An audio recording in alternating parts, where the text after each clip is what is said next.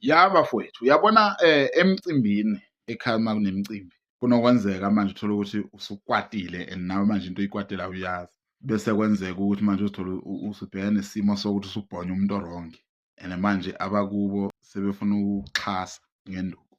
Ungaxolisi, ungabe usaxolisa uma uzibona nje ushaya umuntu orongi ungaxolisi, ungabe usaxolisa. Ya, thetha kakhulu kunakuqala, ugxume kakhulu umfune lama bethi hayi bakithi akenzanga lutho lo muntu bengekho khane fika manje wehle ebhasini uthi uyahlanya lo muntu lona kade ngithuka izolo. You understand? Ngisho usubonile ukuthi lo muntu wrong, uthi uyahlanya lo muntu lona, ngisho sebekwenze wa-understand ukuthi lo muntu ubengekho lo muntu wala ekhaya, uyena kahle kahle usingaye. Bese uthi hayi noma kunjalo ngomshaya kodwa kusala. Ungaxolisi, uxoliselani. Ya, uthi hayi ngeke ngisafuna ukukhuluma leyo nto leyo futhi. Nina niyisa la ekhaya hlezi nginibona sasibadala manje.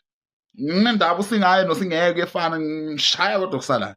Ya ungamsaxola, ungaxolisa bezokuhlalisa phansi bakushaye. Bayingozi abantu mabendawonye.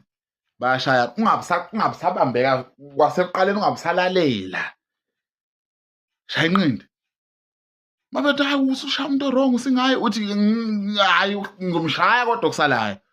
Ya bethi hayi siyaxolisa kodwa siyaxolisa, kube nabanye nje abazothi xolisani phela kudlule. Ya lapho-ke siyakhulumeka indaba yakho. Uthi angilaleli bezama uthi angizwa ngilalela ya ngoba umke wehlisa umoya bazokhuphula bona ivolume and uzoba senkingeni, ngeke usayidla inyama.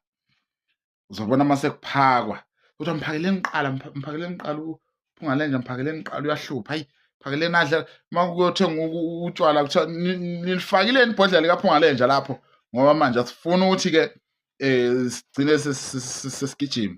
Ya lungisela unyaka wonke, kuyaziwa ukuthi njalo uma kunemicimbi yonke into ekhona I'm included. Makuthiwa abafundi ngikhona nami, makuthiwa-ke nami I'm there, yebo yimi loyo. Ya makuthiwa amakokisi sempumala yimi loyo, makuthiwa nami I'm there.